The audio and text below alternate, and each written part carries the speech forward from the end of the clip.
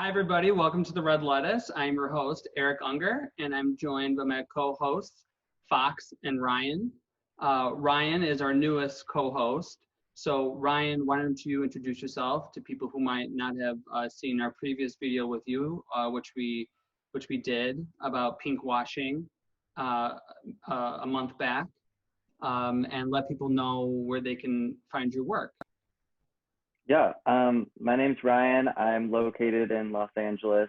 I'm a committed anti-imperialist and Marxist, and I've written a number of pieces in the Hampton Institute and with the Security Policy Reform Institute. So yeah, you can find me on Twitter at queer a la mode, queer ALAMODE. Well, yeah, and we really recommend everyone going and looking at Ryan's work. It's very well written, and we're very honored to have Ryan with us as a regular co-host. So, welcome, Ryan. Welcome, friend. Yay! Yay! Yeah. So there's been some really crazy events happening this week and this past week. I guess we should start off with what happened in Portland. So in Portland, we know that anonymous masked federal agents in military uniforms jumped out of unmarked minivans abducting protesters in the street of Portland. These officers are from the U.S. Marshals Special Operations Group and Customs and Border Patrol Protections. They've been sent to the city to tamp down the 51 days of continuous demonstrations against racist police brutality that have been taking place since George Floyd's death back in May. So this move appears to be the Trump administration's latest tactic to crush the nationwide protests that erupted in late May. There have been protesters snatched off the streets and put in unmarked cars, and there's been one protester by the name of Donovan Labella, who's 26. He was holding a speaker in the air, and they shot him in the face with a rubber bullet, and it fractured. He has multiple fractures to his face and his head. He's still alive, but he's recovering from his injuries, which are very severe. These repressive tactics have increased since Acting Secretary of Homeland Security Chad Wolf began involving himself in his department in the protests. He's calling the protesters violent anarchists, and that the soldiers that are there are shooting people in the face with the rubber bullets and kidnapping them off the street, violating their constitutional right to protest, patriots, and that he won't stand for lawlessness anymore. And the Department of Homeland Security has already sent out these agents to DC and Seattle, and Chicago apparently is going to be next.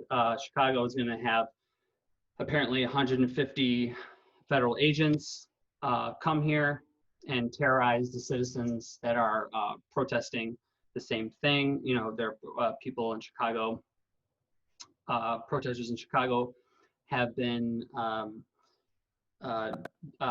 engaged in anti-racist police protest, and they've been protesting the racist statues of Christopher Columbus. They want them to come down. Over the weekend, the police cracked down on the protesters, again, using violent repressive tactics, throwing bikes at protesters. An 18-year-old protester got her teeth knocked out by the police here. So She's with a group called Big Big City Mad Kids or something like that. Say the name of the group again. Hold on, let me. Big City Mad Kids, I think. Hold on. Sorry to cut you off there. No, it's okay. I think you're right. I think it's Big City Mad Kids. Good Kid, Mad City, I think. Oh, Good Kid, Mad City. All right, wait, that's an album. Oh my God, hold on. Oh my God. No, it's Good Kids, Mad City. It's Good Kids, Mad City. Yeah, they're like a bunch of teenagers, like they're high school students. This girl's 18 years old, and they punched her this cop lunged at her, and she was filming somebody get arrested. She was a speaker, wasn't she speaking too? Yeah, she was the organizer, and she was filming somebody get arrested, and they were telling her to get out of the, leave, and she's like, no, I'm recording, and then the guy lunged at her and hit her in the face and knocked out several of her teeth, and so now she's just got like this jagged smile. And I know, I saw pictures there. It's horrifying. It's really terrifying. Where is the conservative outrage for this like absolute violation of her constitutional rights? I don't see conservative outlets talking about this. I haven't seen any conservatives in my family say anything about it. I don't know what it is like for y'all, but I think it's right. But where are the people that were saying, these masks are a violation of our rights? Yeah. And I thought they hated big government, right? Right. Don't they hate big government? Isn't this the most egregious form of big government? Right. Yeah. They're like an occupying force, right? Exactly. And isn't this stuff that supposedly happens in these supposedly authoritarian countries, like the mainstream media tells us that this only happens in China or Venezuela or wherever, but it looks like it's happening here. Yeah. It doesn't happen over there, happens here. So and this has been happening for so long here. I don't understand. I mean, just the whole fascist immigration system is like functions in the same way, just right. Taking people from their own homes, and that's not even getting to what the U.S. did to indigenous communities here. Obviously, murdering so many people, but like kidnapping people and disappearing people. It's always been part of the U.S. empire and the way that that it cracks down on civilians both here and abroad. Mm-hmm. Right, and this is what happens. Whatever we do over there comes back here, because that's how empires function. And now we're seeing what people that suffer from ICE raids go through, being picked up off the street, thrown into unmarked vehicles and detained. Which is another violation of the Constitution, because they're not even like supposed to be doing that, right? They're not. Yeah. But like that's not what they're like meant to do. Right. But what is the Constitution even? The U.S. is constantly violating its own Constitution to expand its like authoritarian nature. What all of these wars that are waged, they typically do them unconstitutionally, and so it's just ridiculous that that they're still talking in this way of lauding the Constitution as some document to bow down to, when they clearly themselves don't really adhere to the Constitution. Right. The Constitution only applies to the people, like the class interests that wrote it. Yeah. It was written for people to own slaves, and it is still in that context that people are allowed to own slaves, and that's the American heritage that people want to protect so much. So I can't stand it is so terrifying to watch this shit happen, like from Twitter on my phone in my kitchen at 3 a.m. like is, I don't even know. Like I still haven't had time to process it all, and it's just beginning. Like they're supposed to be coming this week, and it's just. I think it's really interesting to point out that like Trump and the acting head of the Homeland Security, what was his name? Chad, which is a fitting name. Chad. They're like trying to like do like a humanitarian thing. Like they're trying to disguise what they're doing as humanitarian. Like you know how they do it over like to make excuses for invading sovereign states. It's Of course. manufacturing. Like what they do overseas, like China, Venezuela, and the DPRK. They say like they're disguising like what they're doing with these federal agents, deploying these federal agents in like in Portland and wherever else they're deploying them, as we're stopping violent protesters and anarchists and these evil actors that are destroying and causing chaos and harming people. But they're not. They're peaceful protests. Like they're marching in the street together against anti-racist militarized police that are killing black people all over the country and protesting racist statues that represent genocide and slavery. Christopher Columbus cut hands of indigenous people. It's just funny. It's just they're doing the same taxes that they do for imperialism. So and they use the same talking points, like the whole outside agitator nonsense reminds me a lot of how whenever the corporate media covers any issue in like Southwest Asia, North Africa, they talk about how Iran is behind it, right? Trying to paint the Houthis and Hezbollah and the Syrian state as just being controlled by Iran, or Iran is fomenting all of this discord in these regions. When it's the U.S., it's literally U.S. and Saudi Arabia. and it also just as the talking point about the outside agitator does here, strips the agency of people resisting violence sanctioned by the U.S. government abroad, as if people in Iraq shouldn't be resisting against U.S. occupiers. But no, the corporate media says that resistance fighters in Iraq are backed by Iran consistently to make it seem like none of it's organic, right? And they do the same thing here, and they try to make it seem like all of these white people are hijacking the movement, when really, like white people need to get out on the streets and be involved directly in anti-racist, anti-fascist struggle. So it's just a ridiculous talking point that is regurgitated in a bunch of different ways. And the way that they like use the state to protect that image, this massive Columbus statue, the state, I've heard that the city reinforced it so that it couldn't be toppled. Imagine what else you could use that money for. What other resource? I mean, we're closing schools, we're giving so much more money to police. Let them just tear the statue down. Like, it's ugly, it's giant, it's Christopher Columbus. I mean, why do we like? And did you see that like really goofy statement from some like Italians and Italian Americans in the city?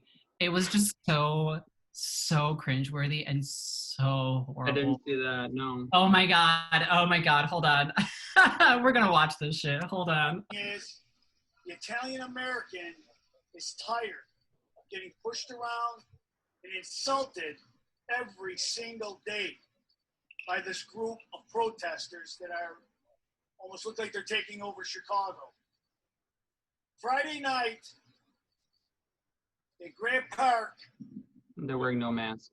the statue was, I guess you would call it, attacked by a group of hating, ignorant protesters. And the police were left to protect the statue from the taxpayers of Chicago. And they were viciously attacked, taunted, just things thrown at them. Oh, God. It's just disgusting to see. And the reason Look at the woman in the back.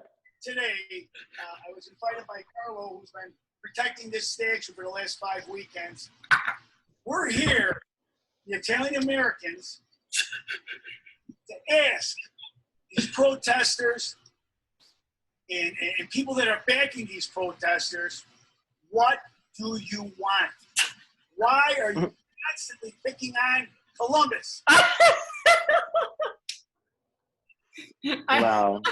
Wow. Stunning. What do you- Why are you I mean- constantly speaking on Columbus? It's like this misplaced identity. It's so sad to see. I mean, it's pretty clear what they're asking. They're just asking to remove this disgusting figure. It's like as if Mussolini was erected. Would you want? Do you? Yep. Like, I'm sure there'd be some Italians that would not want that. Obviously, like. Yeah. I don't know. It's just wild that they don't see why that's an offensive statue, but I think just settler colonialism really constructs like fake history, and these narratives are just passed down, and so all of these crimes are just totally whitewashed.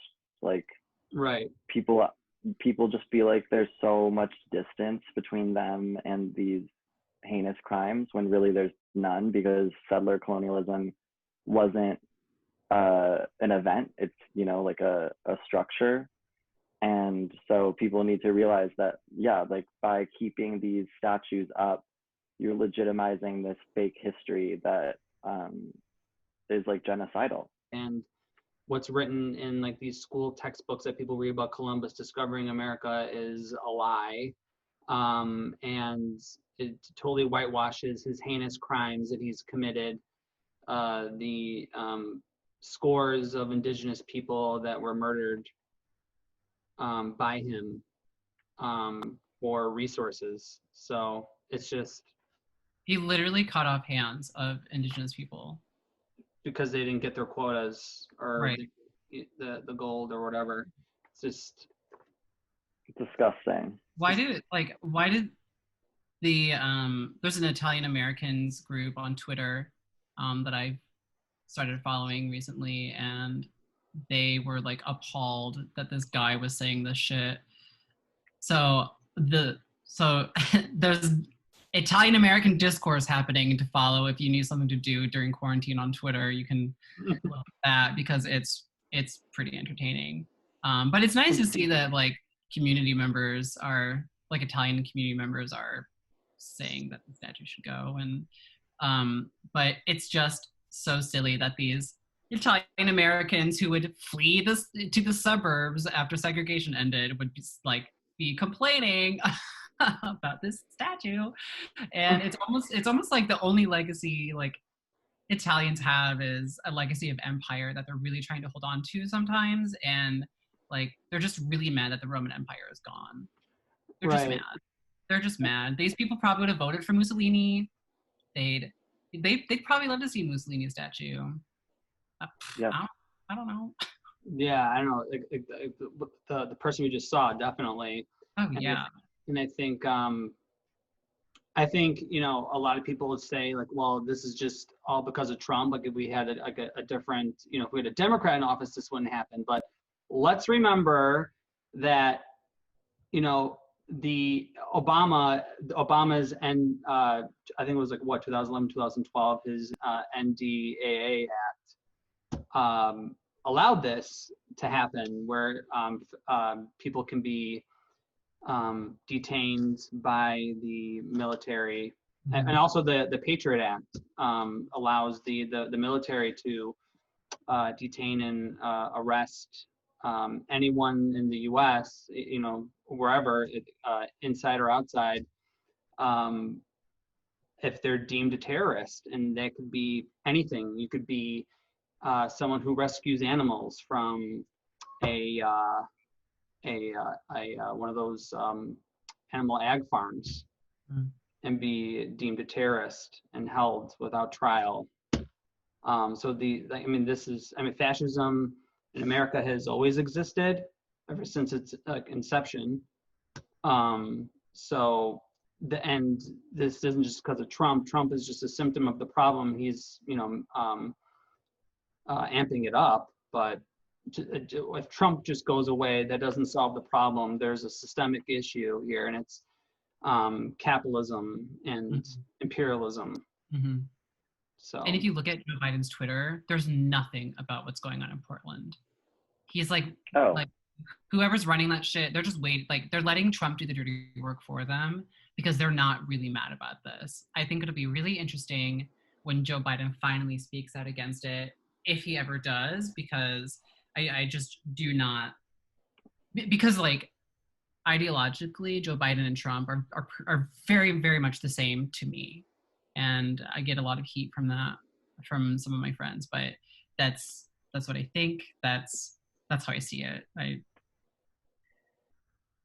think that the Democratic resistance can be summed up, their position on what's happening in Portland can be summed up with this Nancy Pelosi tweet where she said, "We live in a democracy." Oh my God, really? Not a banana republic. Oh. We will not tolerate the use of Americans as props in President Trump's political game. So first of all, obviously pinning it all to Trump, making it seem like this has only ever been an issue with Trump in office. Not true. Second of all, banana republic, very interesting choice of words. Yeah. Very interesting choice. Considering who operated all of those banana republics. So yeah, that just sums up where the Democrats stand on the issue. Yeah. Yeah. Wow. Absolutely. Wow. What a mess. I'm not shocked. I'm not surprised. I didn't expect anything. That's exactly what I would expect from Nancy Pelosi. Yeah. Yeah. Wow. No. Wow. Liberals exhaust me. Liberals exhaust me. I can't.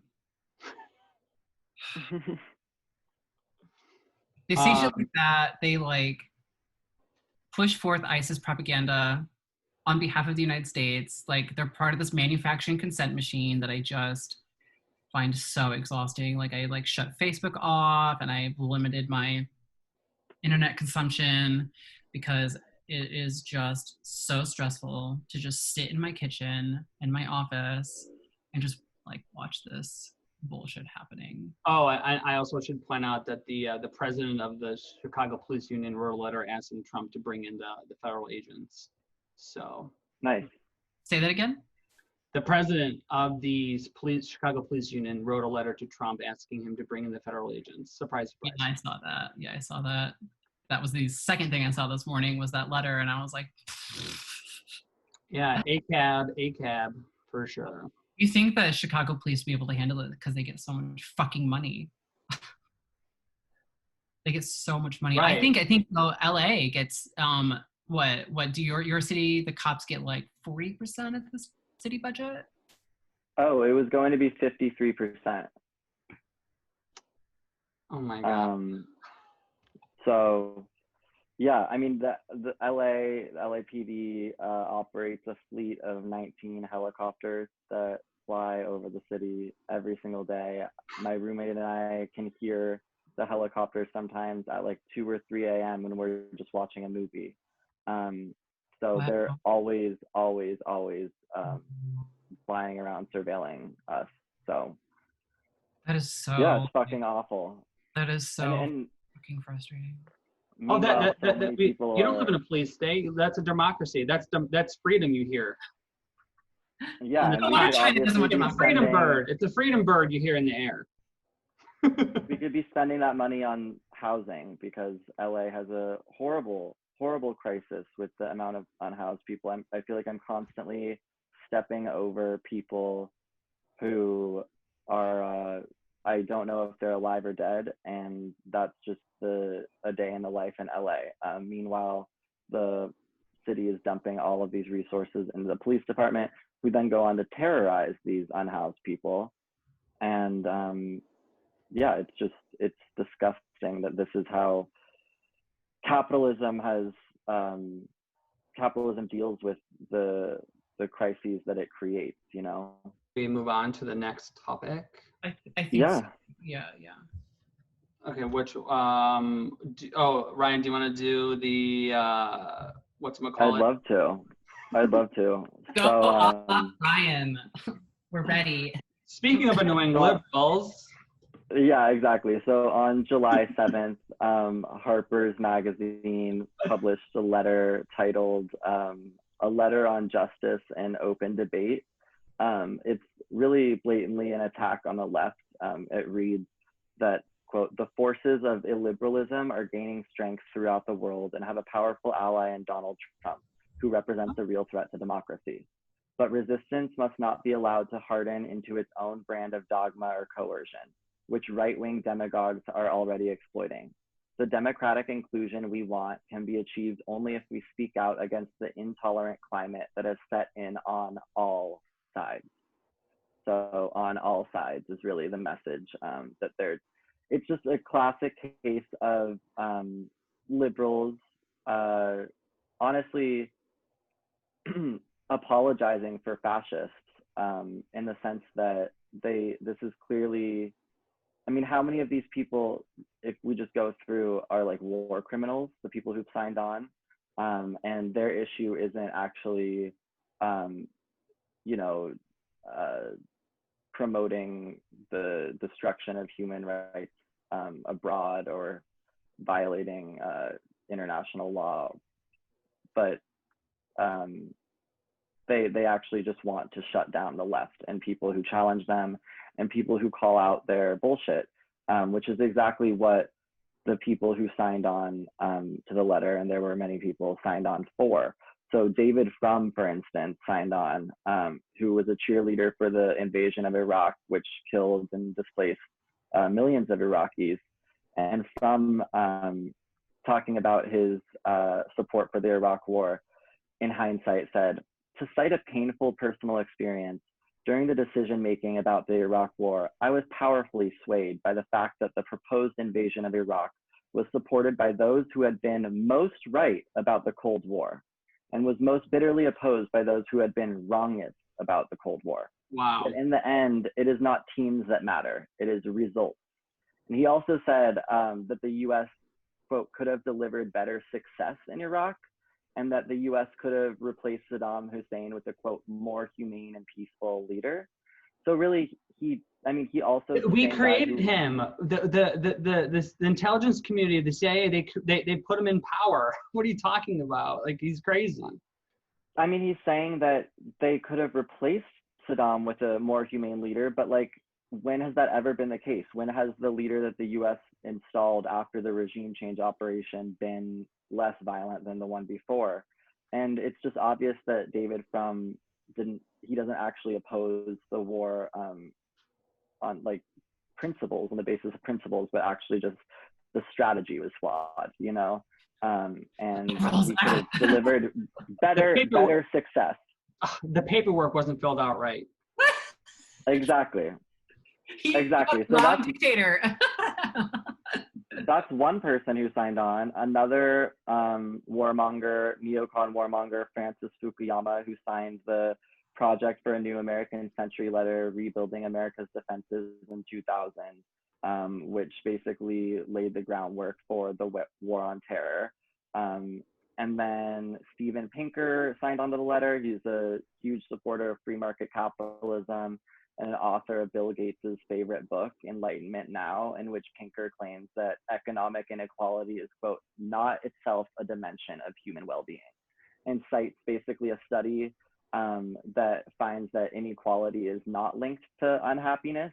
So basically he's trying to make the case that, unregulated capitalism delivers, is moral, you know? He's providing that like framework for people like Bill Gates to then exploit and shove more capitalism down our throats. So of course Bill Gates loves it. And then J.K. Rowling also signed on to the letter. She, you know, is constantly being dragged on Twitter because of her transphobic rants, but still has an enormous platform of over 14 million followers. So I don't really know why she's so concerned about cancel culture. She's And fine. then Already made her money. exactly. And then Bari Weiss, another ridiculous person. She wrote for the New York Times and blamed Hamas when Israeli snipers massacred 60 Palestinians during the Great March of Return 2 years ago. But then she, shortly after the Harper's letter was published, Bari Weiss resigned from the New York Times because she like claimed that she was bullied on Twitter for being a Zionist piece of shit. And yeah, so this whole letter is just ridiculous because the outrage that these people are feigning towards so-called cancel culture, like, where is it? Show me the cancel culture, because all of these war criminals, first of all, they supported literally canceling Saddam Hussein, canceling millions of Iraqis, actually.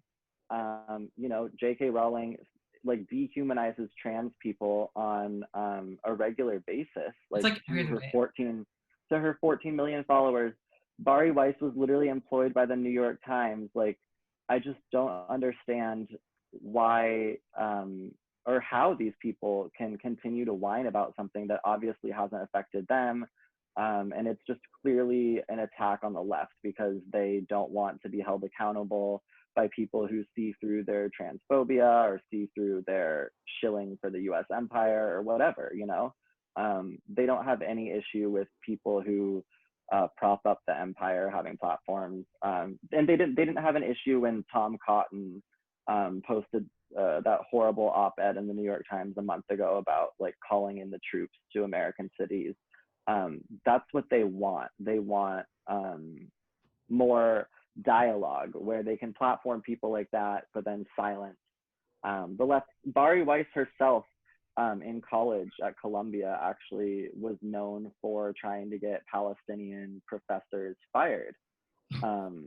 So she was actually the one promoting cancel culture. Well, right. And you know, we're constant. The people who signed this letter, their horrific, violent views get platformed, and then people like Chris Hedges, when they speak out against war, get fired from the New York Times. So it's just ridiculous. It's super disingenuous, and it's just another way that these people can smear the left and make it seem like we're so intolerant, when really we're just demanding accountability for decades, for centuries of like injustice in the US. And if you're going to be alive right now and you're perpetuating those injustices, then absolutely you'll be called out, because people are have had enough, and it's just pathetic that they're so bitter and childish about it. Well, right. I mean, I think you touched on this. The cancel culture is real, but it only happens to people like on the left that are stand for Palestinian liberation and self-determination. It's people that that shit.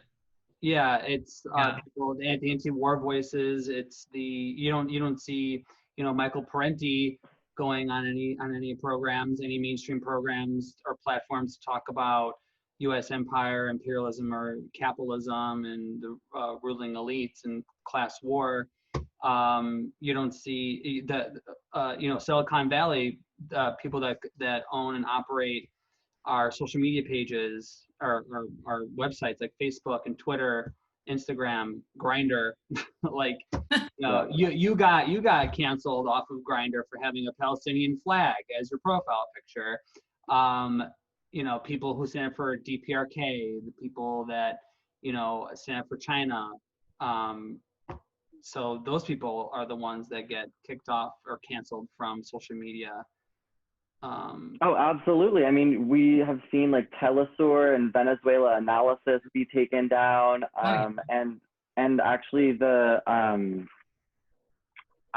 group that is like in charge of telling Facebook what to take down is like backed by the Atlantic Council, which is like that NATO-backed think tank.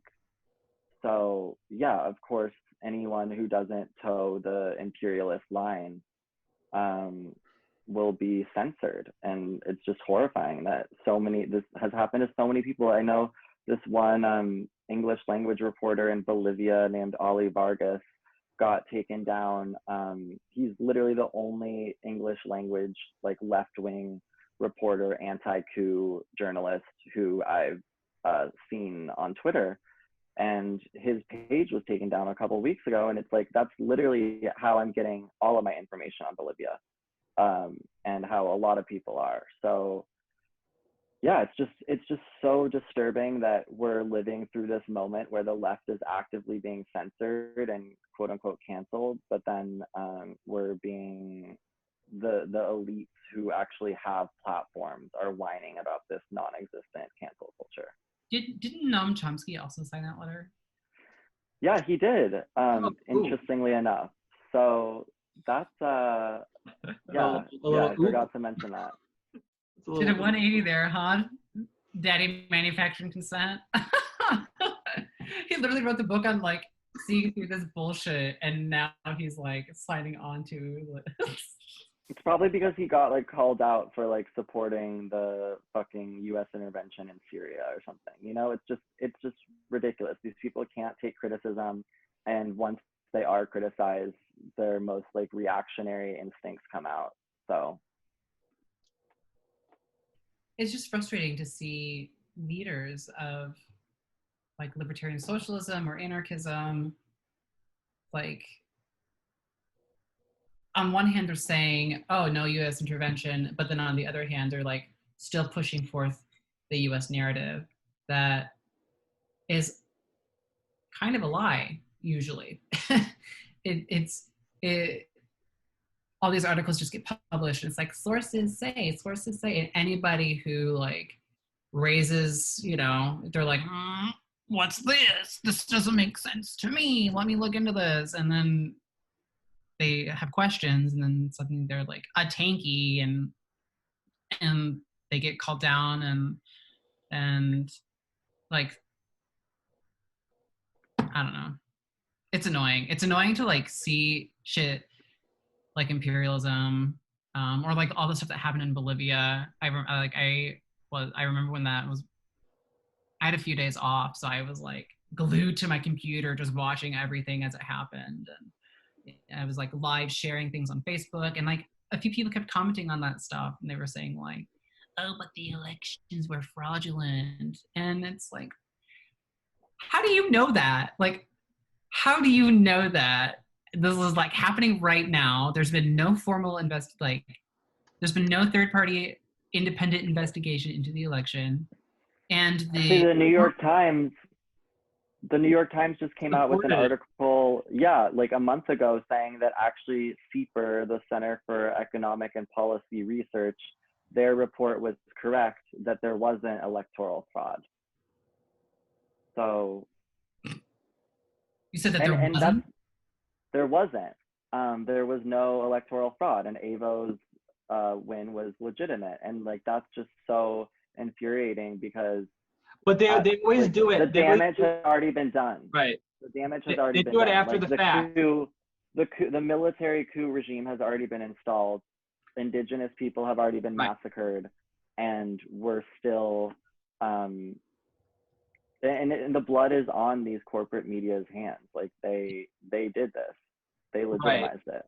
They do that for a blowback. Like they do it after the fact so they can cover themselves. Yeah.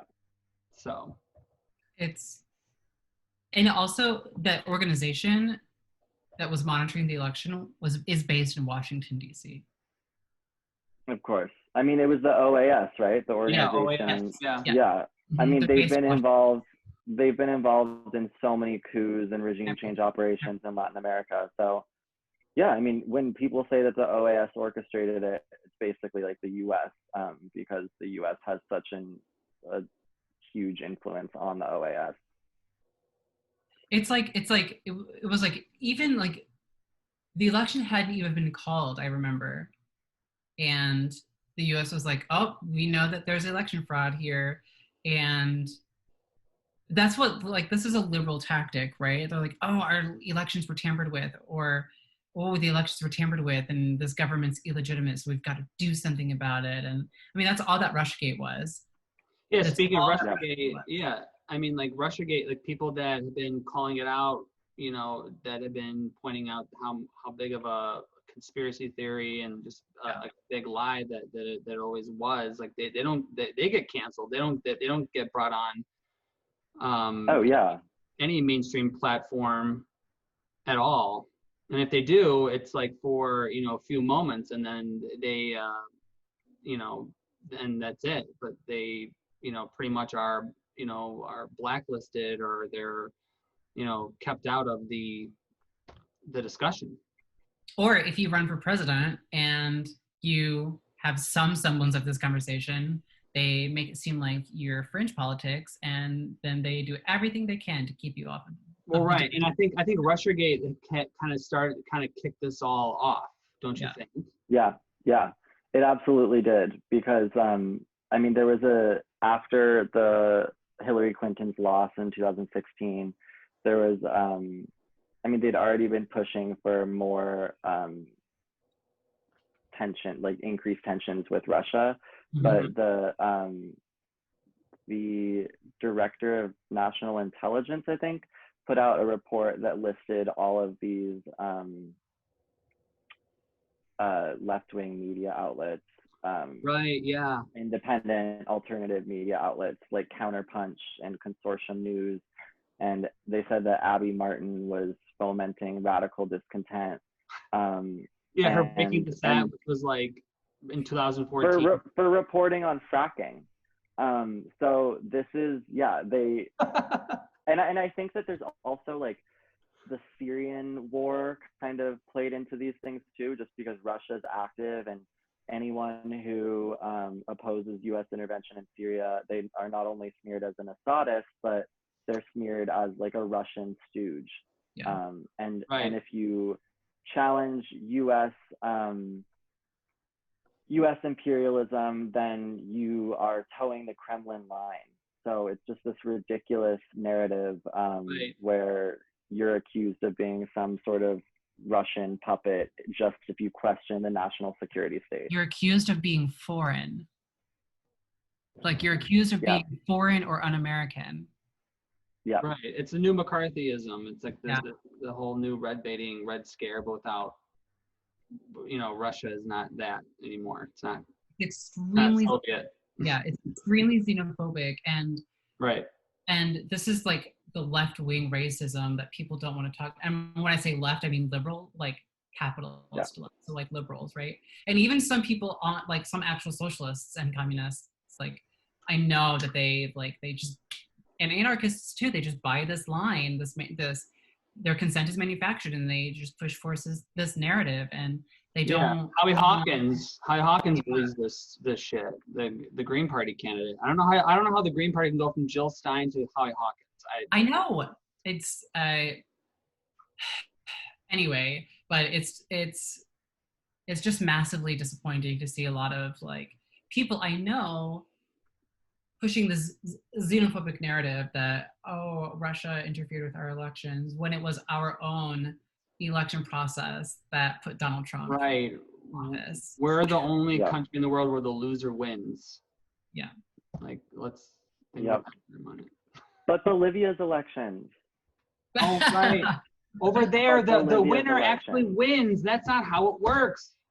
And liberals tried to do what they do all the time here in the United States with Donald Trump. They were trying to overthrow it. That's why they had that sham nonsense impeachment trial that like went nowhere.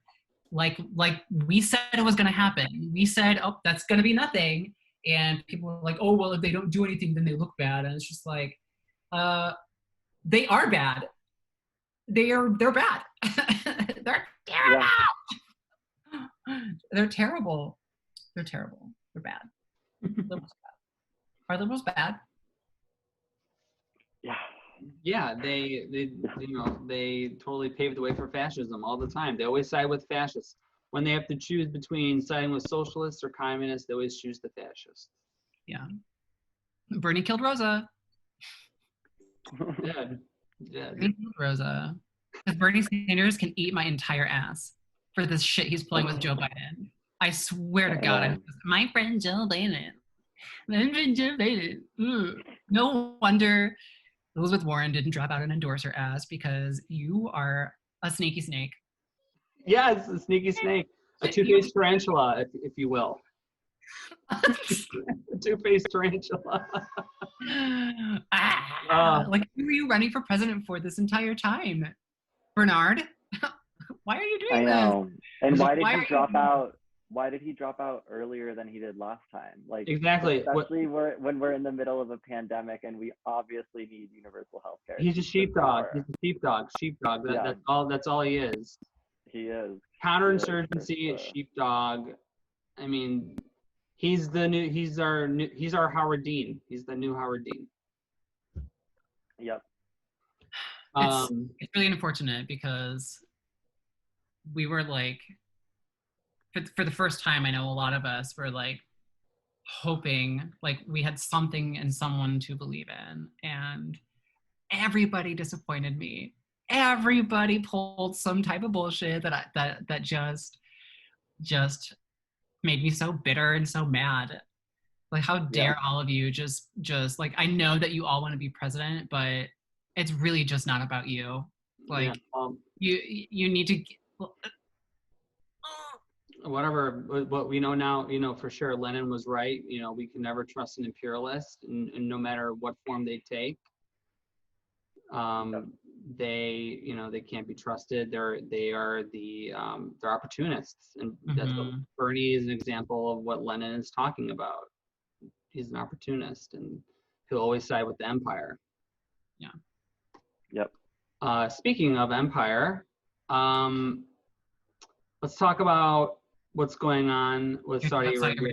Yes. Oh my God. Okay. So, surprise, Saudi Arabia bombed the fucking shit out of Yemen. And where did they get the weapons to do that? The United States. And Truth Out published a piece with Amy Goodman, and she's interviewing, hold on, let me find his name. We speak to Yemeni scholar Shireen Al-Adami. And she's great. She's really great. People should follow her on Twitter. Yeah. And did I say her name right? Yeah, Shireen Al-Adami. Okay, great. Perfect. And she says that over the past 5 years, the Saudis have carried out 21,000 airstrikes. Most of the raids were carried out with weapons sold by the United States, and they haven't stopped in the midst of a global pandemic. That's straight from the article. That's Amy Goodman, and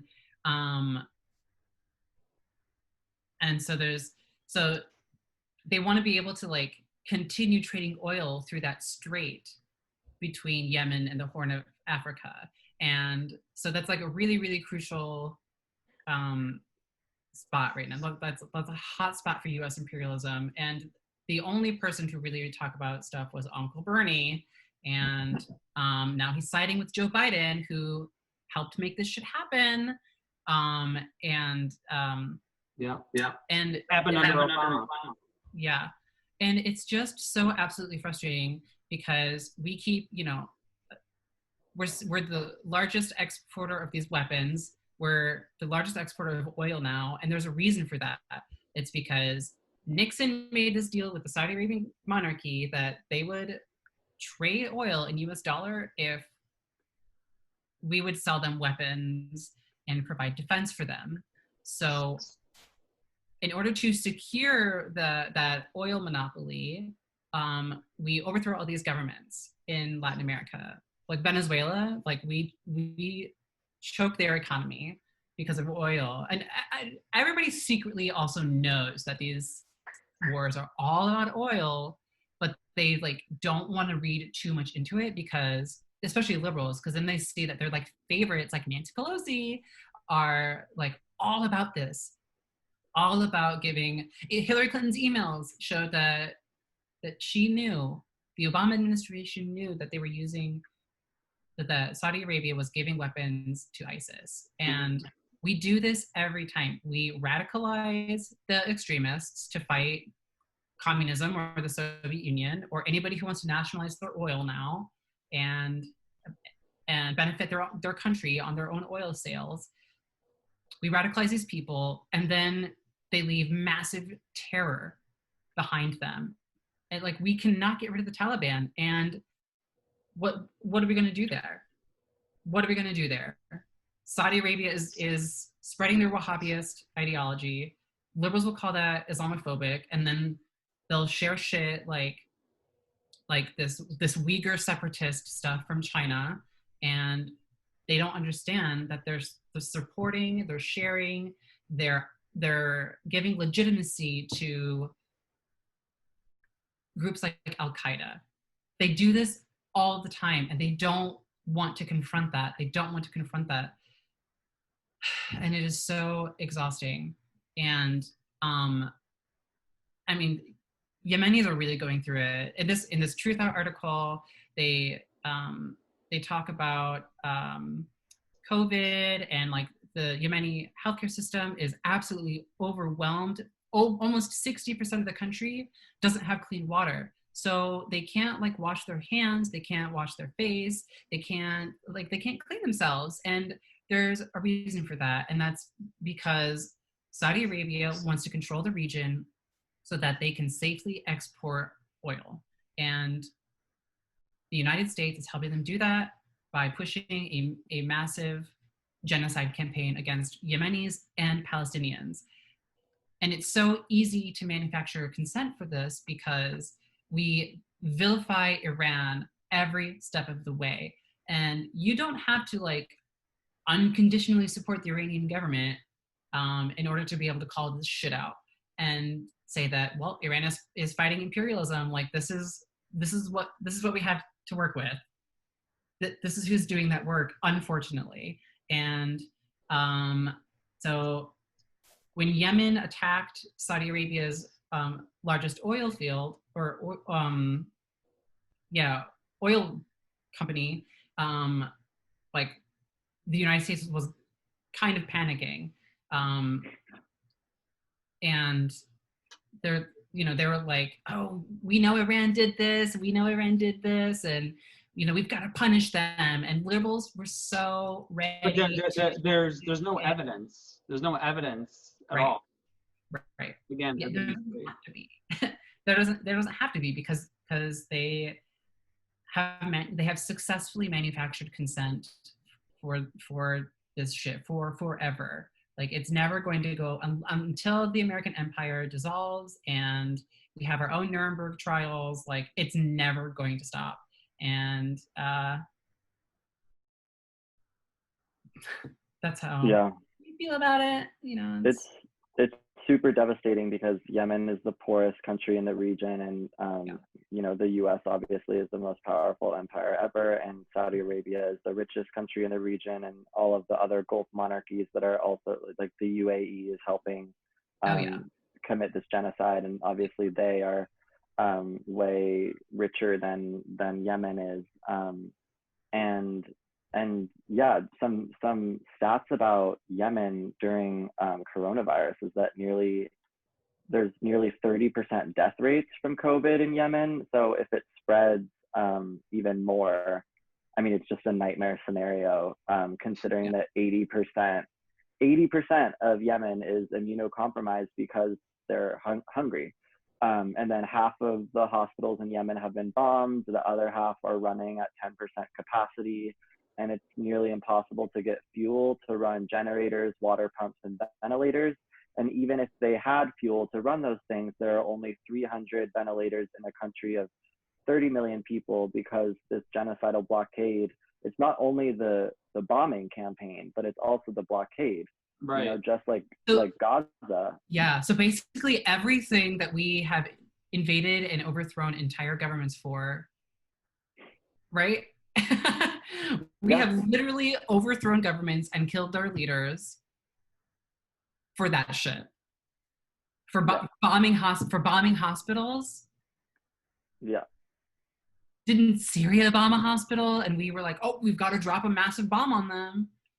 We've got to drone bomb them. We've got to give ISIS weapons so they'll overthrow the bad dictator Bashar al-Assad. Right. And also like Canada and the UK are totally complicit in this too. A bunch of European countries and Canada have sent weapons to Saudi Arabia or trained Saudi Arabian forces.